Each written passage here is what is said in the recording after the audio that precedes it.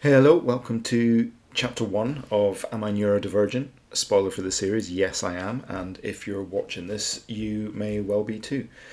These videos are going to recap my weird year from having no idea I had autism or ADHD, just thought I was a quirky introvert who didn't like crowds, to understanding, embracing, and being delighted to have finally found and met the real neurodivergent me.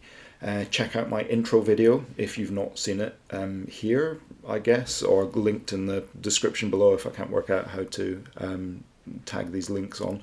Otherwise, let's get going. So, chapter 1 on my journey, Christmas 2021. The first of three eventual elements of my neurodivergent light bulb lit up.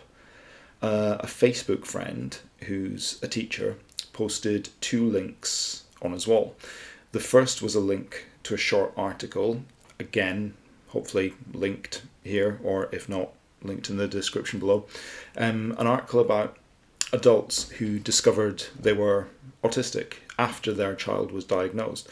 The article was called A Lot Fell Into Place, and it was about how parents getting help for an autistic child alerted them to a lot of their own traits they'd previously assumed were just their quirks.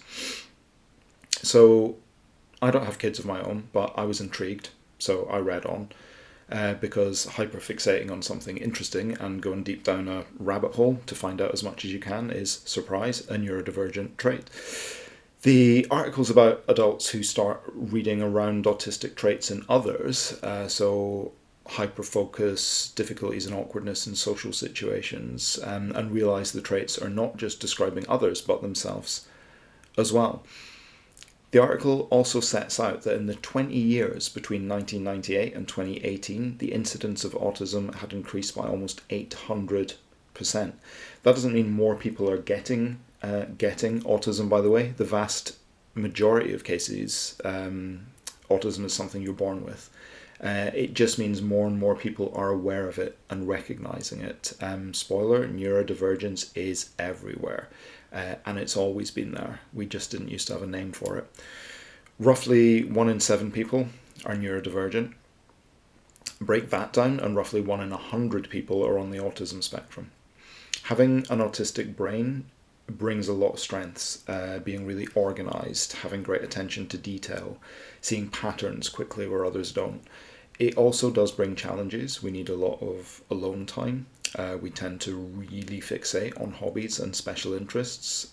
We can be quite blunt and opinionated. We tend to find socializing, particularly in groups, pretty difficult. We're also more prone to depression, to anxiety, to anger. We try to fit into the world around us as best we can, but it's, broadly speaking, just not set up for us. So realizing you're not wrong or failing in some way, that your brain's just different, it can be a massive relief. The key quote from that article, the A Lot Fell Into Place article, that I like coming back to, flips what has been happening to make life so hard for so many people on its head. And the quote is that the world needs to get used to autism. It's not autistic people who need to get used to the world. 85% of autistic adults are not in full-time employment. That stat can't be right. It is, but it can't be. It's awful. Neurotypical and neurodivergent people need to reframe the way we interact and communicate with each other.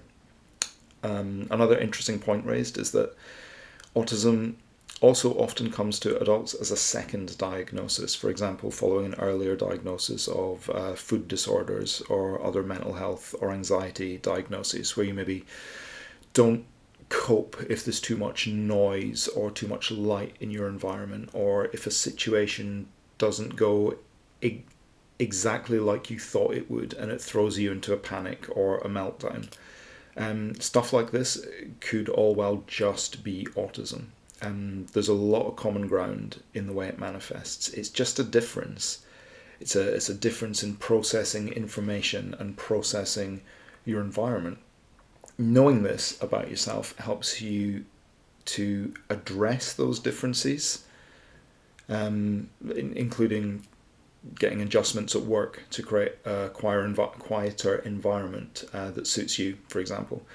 Employers and society in general talk a lot about diversity, but this is a big one. This is a huge one, that's not been addressed anywhere near the amount it should be, and that is going to change, and I want to contribute to making that change.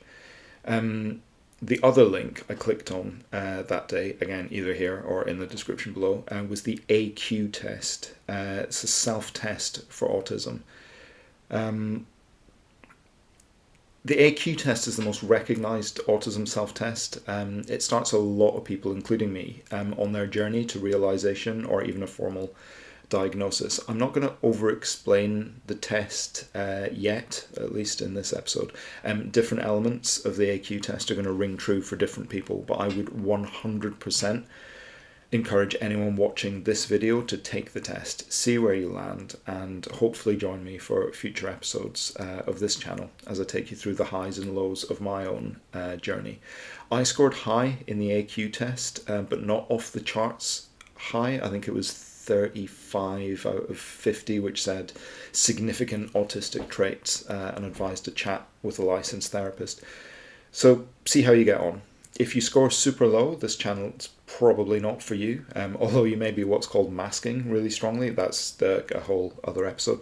Anyway, if you score high, click the little Saturn to subscribe and come with me on what happens next. Specifically why you're not wrong or broken. You are awesome, and there's a lot we can do individually and collectively to make things better for ourselves. So yeah, take care everyone, and see you next time.